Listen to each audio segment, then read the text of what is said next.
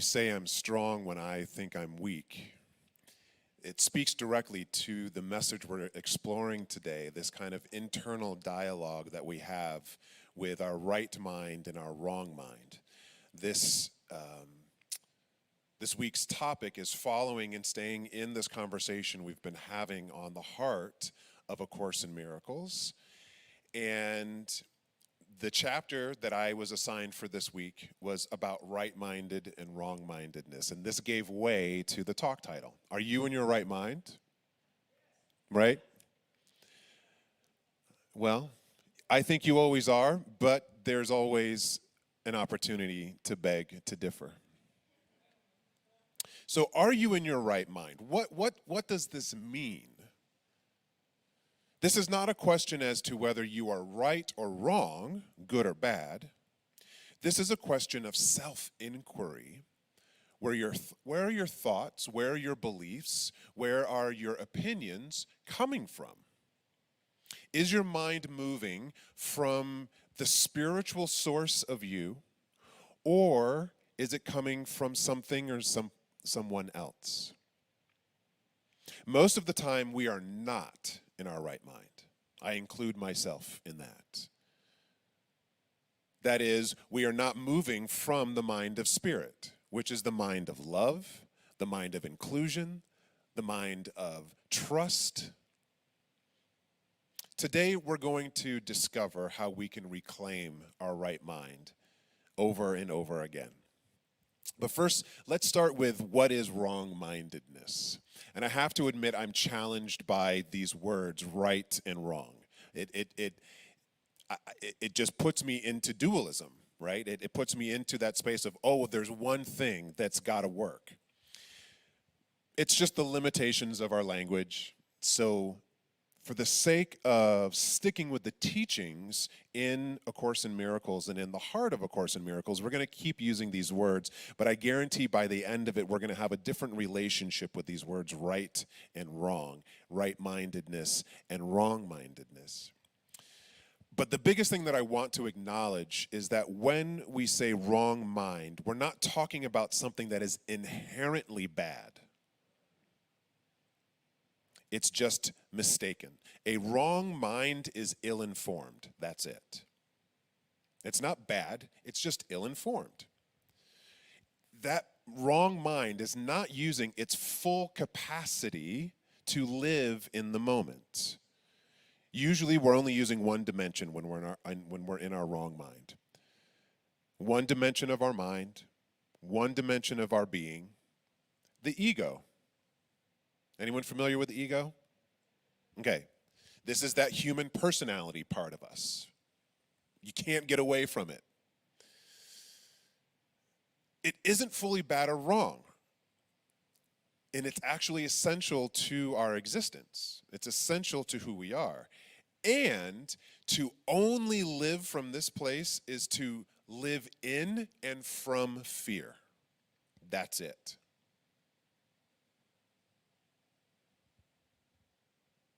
Fear that we aren't good enough. Fear that there isn't enough of anything to go around.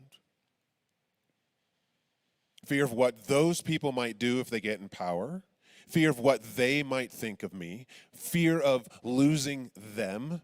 Fear of never getting the weight off. Fear of being alone. Fear of what I might say. Fear of running out of time. Fear of running out of money. Fear of being seen. Fear of taking responsibility. Fear of change. Fear of rejection. Fear of missing out. Fear of hardship and challenge. Fear of looking silly. Anyone ever experience any of those fears? All the time. The fear list is endless. That was just a handful. I was contemplating like literally doing it for a minute just to kind of like beat us up with how easy it is for the mind to come up with fears. But the fear is endless in the mind of the ego. It's always looking for something to fear. That's all it really knows how to do. When we are in a state of fear, we are ill-informed. We are only approaching life in a situation from a single vantage point of fear. This is an unintelligent state of mind.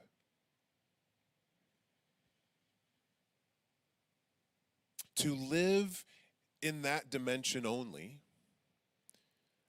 I would dare say it wouldn't be enjoyable. Whenever I'm in fear, I don't enjoy it. I'm like, ooh, I'm so excited for this fear I'm experiencing right now. It's delicious. No, it kind of sucks. It doesn't kind of suck, it sucks outright, period. It's not enjoyable. So we could say that it's wrong, right? So wrong mindedness is living in fear. And to put it simply, wrong mindedness is living from our ego's fear. Okay?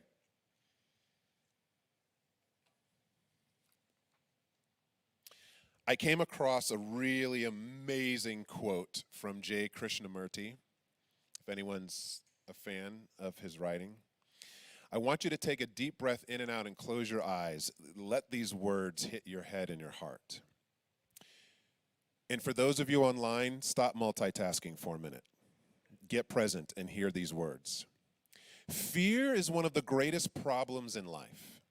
A mind that is caught in fear lives in confusion, in conflict, and therefore must be violent, distorted, and aggressive. It dare not move away from its own pattern of thinking, and this breeds hypocrisy. Until we are free from fear, we will remain in darkness. Living in such a corrupt, stupid society as we do, with the competitive education we receive which engenders fear, we are all burdened with fears of some kind. And fear is a dreadful thing which warps, twists, and dulls our days. The second sentence in this really is a zinger for me. Let me read it again. A mind that is caught in fear lives in confusion, in conflict, and therefore it must be violent. It must be distorted and aggressive. No one wants to celebrate that, but he really points out how unintelligent fear is. It does not serve us. It makes us twist everything. Now, the language that he used here is until we are free from fear. I don't think we will ever be free from fear in our experience, but we can be free from fear being the only thing that we live and choose from. That's moving into the right mind. We cannot deny that fear is a part of our ego. Our ego is not something that you take out like a splinter. It's always here. It's a part of our life. It's a part of our humanity.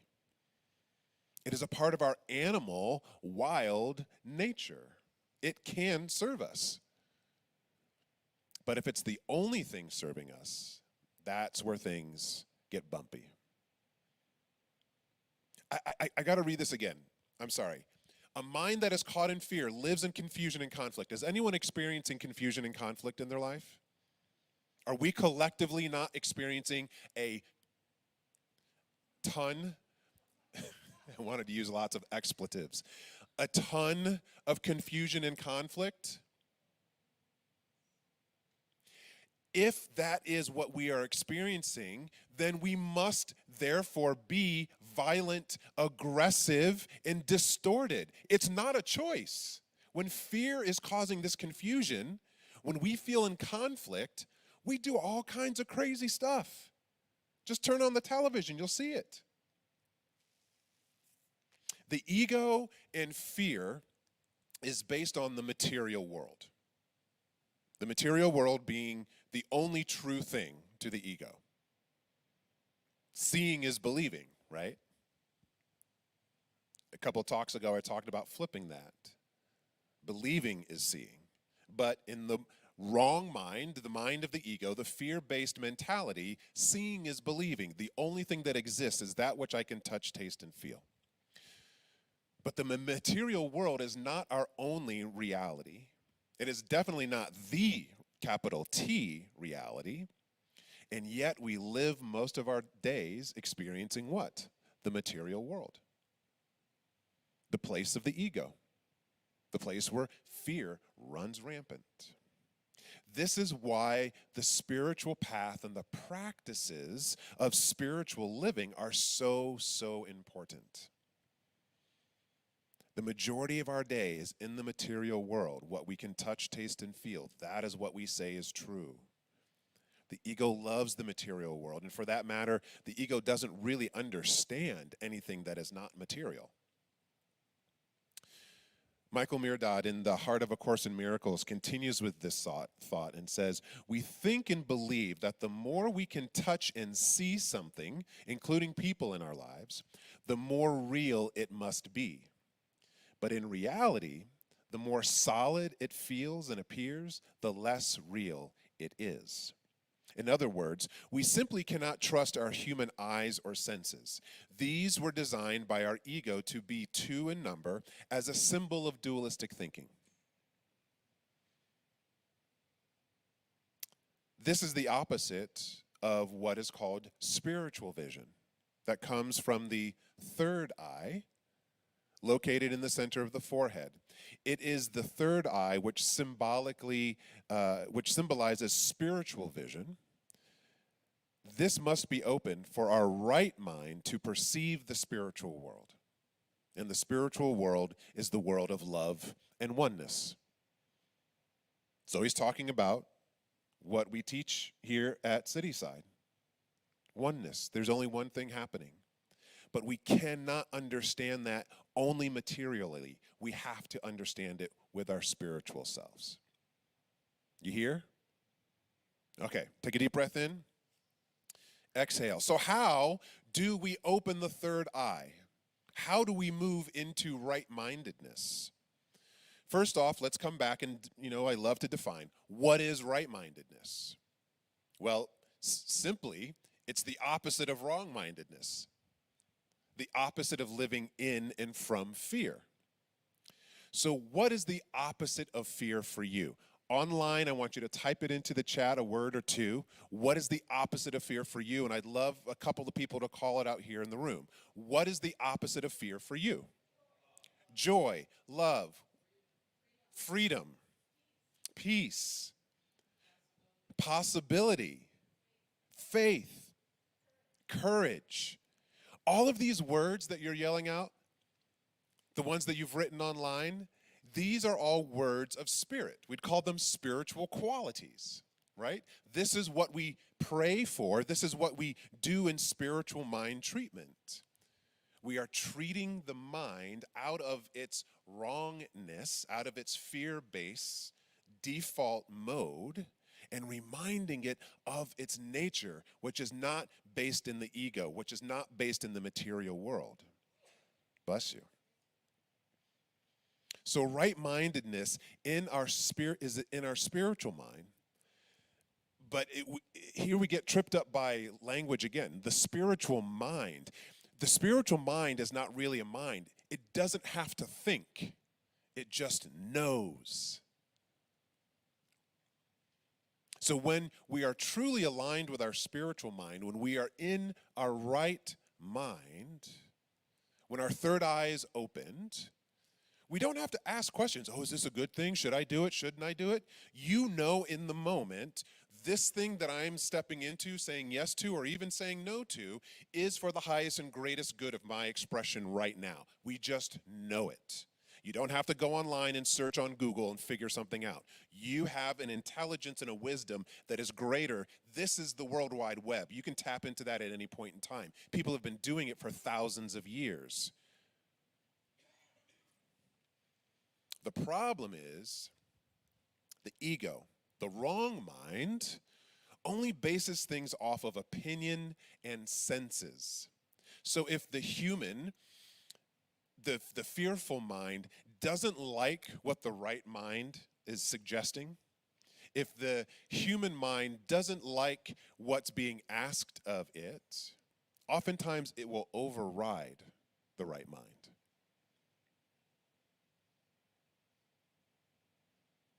You know why? regardless of your age, the only thing you've been doing consistently every day is practicing being human, practicing being scared. I guarantee you could easily come up with so many reasons why you should be fearful of life. You don't even have to effort. You've rehearsed fearful things in your mind over and over and over and over again. It's really quite easy to do. So to come back to our reading from this morning that John offered from the book, we enter this here into this conversation. One of the most helpful and necessary realizations in order to heal our lives and our minds is to acknowledge that we don't like what we see or feel in our lives, and then to acknowledge that we are experiencing this only because of our mistaken judgments about ourselves and our spiritual family. This realization creates a turning point for us, a holy instant. This turning point is unconditional responsibility. Unconditional responsibility for what you experience, which can ultimately lead to a choice for unconditional healing. Until this point is reached, we live in karmic patterns and are inventing a world of suffering. I don't know about you, but personally, I would say all of us are in some karmic patterns and probably are experiencing a world of suffering. I know collectively we are for sure. So what can we do? I just painted a really horrible picture. The wrong mind is so strong, it overpowers our spiritual nature. I don't know what we do, because those people keep screwing it up, right? You know who I'm talking about, those people. The Democrats, the Republicans, the independents. You know, those conservatives over there, those super uber lefty socialists over there, they're screwing it up for everybody. You know those people, men, women, transgendered, the poor, the rich, the black, the white, your family, your coworkers, your clients. Everybody is screwing up life for you. Right? Wrong. This is wrong-mindedness. That's suffering. We suffer when we are victims to what someone else does or doesn't do. And what is the single thing that we can do when we are in victim consciousness? To move out of it or begin moving into some other state. We take responsibility. We take responsibility for our expectations of others. Not them. We take responsibility for our expectations. We take responsibility for our opinions. We don't give it to someone else to manage. And as we do that, we acknowledge and invite the spiritual mind to partner with us. That's all you got to do is invite. There's no manipulation. There's no need to force anything. Do you guys remember those bracelets? I can't remember if they came out in the 80s when people started wearing the jelly bracelets and it said WWJD, what would Jesus do? And it became this huge movement in the Christian community. And on some level, asking that question was inviting spirit to partner in the moment. Because in those moments, people are often realizing, in my mind, my human mind, my wrong mind right now, I'm about to choose something that's probably not great. So what would Jesus do? But it doesn't just have to be Jesus. That was an example. You could say, what would Buddha do? What would Krishna do? What would Amy do? Because she makes some great decisions. We call upon expressions of the Spirit that we understand to help us transition and pivot out of that wrong-minded thinking into right-minded thinking. And you only have to do it in the moment where you are. This is where we get tripped up again, because the ego's like, wait a minute, but what about 10 years from now? What's going to happen if this happens? It's like, dude, ego, I don't know. Right now, this is the decision to make. Let's invite the Spirit, the love, the intelligence, the wisdom, all of those words, those spiritual qualities that you were just yelling out. Invite that into this moment in some way. When we do that, we are inviting ourselves to see beyond 2 or even 3 dimensions, to experience the world as 4, 5, or even greater dimensions, more than we know. This level of seeing, this level of living, is living in our right minds. So I'll offer the talk title again. Are you in your right mind?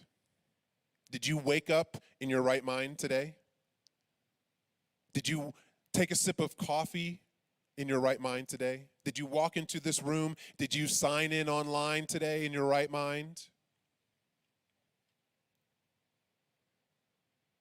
The last time that you said yes to someone, were you in your right mind?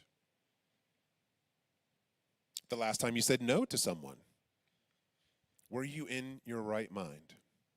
Did your spiritual self, your loving self, say yes or no, or was it your fearful self? These small moments of inquiry and thus awareness, when we realize that we just chose out of fear, is where the miracles of life dwell. When we choose again from our spirit and not from fear, that is miraculous. You feel me? Let's go back to the reading for today. This realization creates a turning point for us, a holy instant. This turning point is unconditional responsibility for what we experience, which can ultimately lead us to a choice of unconditional healing. It happens moment by moment, instant by instant. We must practice this as much as we can so it becomes a part of our living and not a novel thing that we just do on Sunday morning, or when we go to get prayer from a practitioner, or when we take a moment to meditate at this time of the day. It is something to do every day, all the time. And we aren't throwing the ego away. You can't really do that. We're learning to even out the playing field so that it's not all about the ego. We're living in that multidimensional space. Bringing your spirit, your soul, to everything. Your relationships, your work, the mundane, anything. This is where systemic shift happens, and the world can truly move towards working for everyone. But we must start where we are. We must be aware and present with ourselves and choose spirit again, again, and again. This isn't a one-time practice to nail and get right. I got the dismount. Yes, my life is perfect. No, this is a way of living. It is a lifetime practice. And here's some words of encouragement directly from the Course of Miracles. These words just, they're rich. You have no idea of the tremendous release and deep peace that comes from meeting yourself and the world totally without judgment. Release and deep peace. Anybody want some of that? He goes on to say in the book, when we align ourselves with right-mindedness, right actions are sure to follow. A lot of people get caught up in the actions first, but realize that before an action is made, before a choice has happened, there's something, the mind. So, when we align ourselves with right-mindedness, right actions are sure to follow. Being in your right mind does not mean that you're living a life of hyper-passivity, indifference, or disregard for healthy boundaries, which is some BS that our ego makes up and tries to convince us to come back over to the dark side. Right minds and love isn't about only saying yes either and just letting things happen. Right-mindedness and love does say no. It has boundaries. When we really let ourselves live from our right minds, our loving spirit, we can rest assured that everything is happening for our highest good. It is the right spiritual mind that reminds us that there is nothing against us, but the ego will always beg to differ. As we continue to get present, awake and aware, moment after moment, of what mind we are moving from, the book goes on to say, eventually, we all will learn that before we take any action, the situation before us holds for us something to learn, namely, lessons to restoring us to the right-mindedness of our soul. So let this be some good cheer. The situation in your life right now, whatever it is, you know what it is, right? That situation, it's holding a lesson for you. Don't fight it. Most notably, the lesson of choice. You can choose to be in your right mind no matter what the situation. No matter what the situation, you can choose to be in the mind of love. How awesome is this?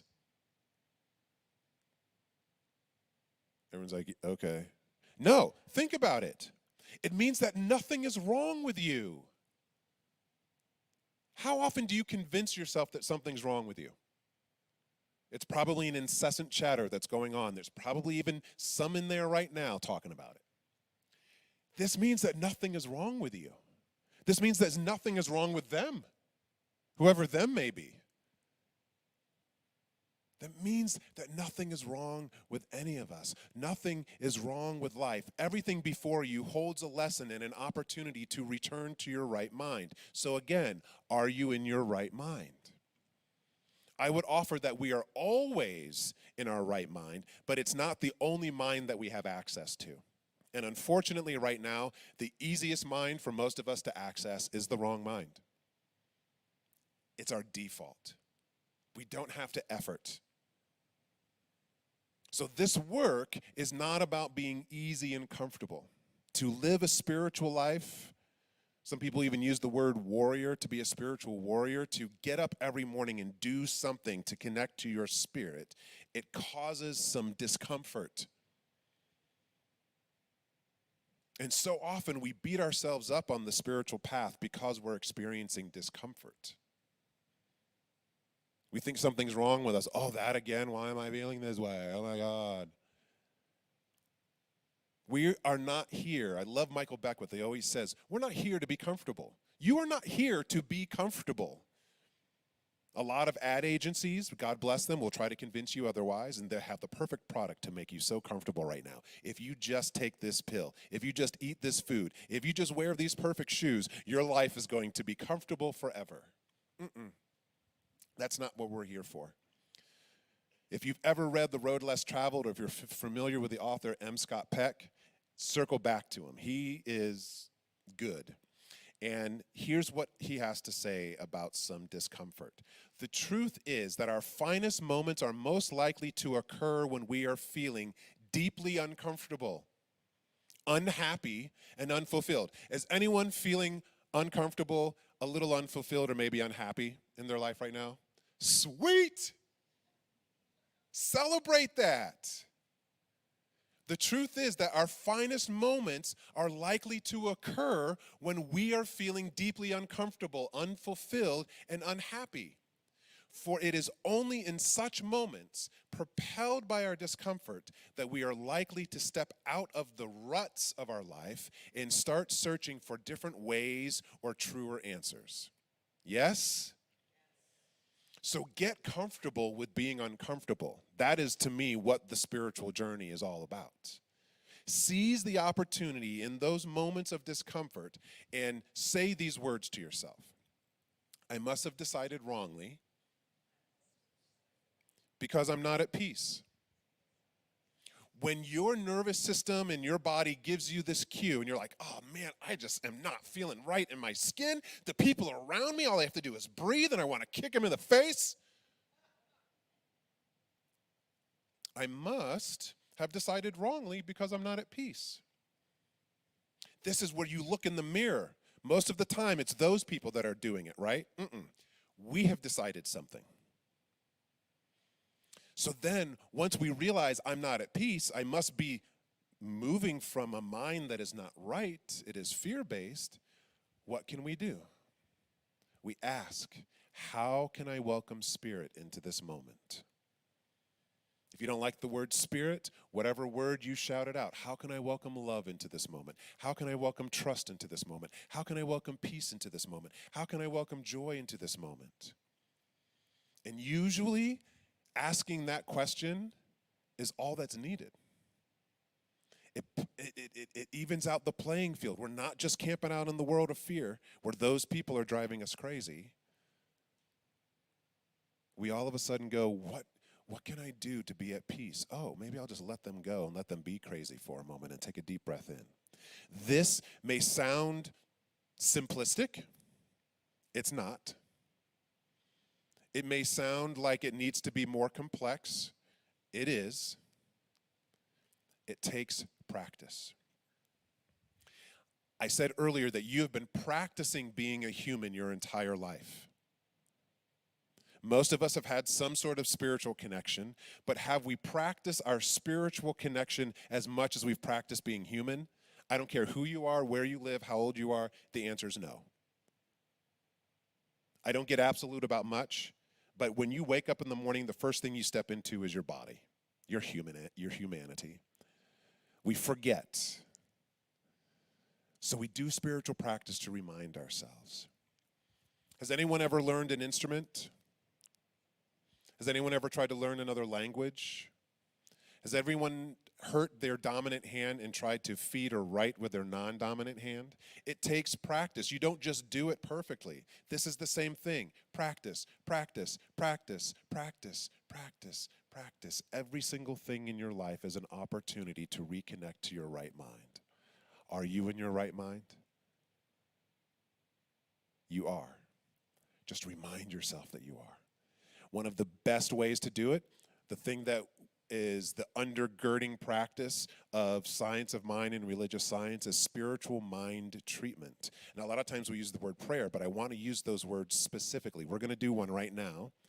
A spiritual mind treatment. We're treating the mind to come back to its spiritual inherent nature, not just camp out in the world of fear and dualism in the material world. So whatever that situation is in your life right now, call it into mind, take a deep breath in, and as you exhale, if it feels right, close your eyes. In this very moment, right here, right now, there is a very powerful capacity within every single person that can hear my voice. It is the capacity to choose. To choose in this moment love over fear. To embrace acceptance over fighting. So let us in this moment, right here and right now, connect to our spiritual nature, the love, the intelligence, the wisdom, the trust, the peace, and whatever this thing is in this situation in our life, we can bring our right mind to it. This situation may not even change, but there's something within us that can change. Bring your right mind, the mind of spirit, the mind of love, the mind that only knows oneness to the situation. Ask it to help you out. So here and now, I bless the very situations in our lives that are giving us an opportunity to be in our right mind. May they serve us. May they stretch us. May they welcome us into a space of discomfort that only brings us into the next level of our greatness. I affirm and know all we need to do is say yes to this, and it will be so. So I say yes to it for myself, for everyone in this room, for everyone online. We say yes to our spirit coming forward, and we do it again and again and again and again. Each and every situation that we come up against, may we bring our spirit to it. May it guide and direct us. May it help us. May it support us. And we do this again. We do it tomorrow. We do it the day after that. And slowly but surely we step into a life that feels like a right mind all the time. And when we slip, we come on back. I'm so grateful to know that all we have to do is show up. All we have to do is be willing to ask Spirit for support, and all is well. So I release this word, I release our time, and know and affirm that we are always in our right mind, and we can choose to return to it every single moment. And so it is. Amen.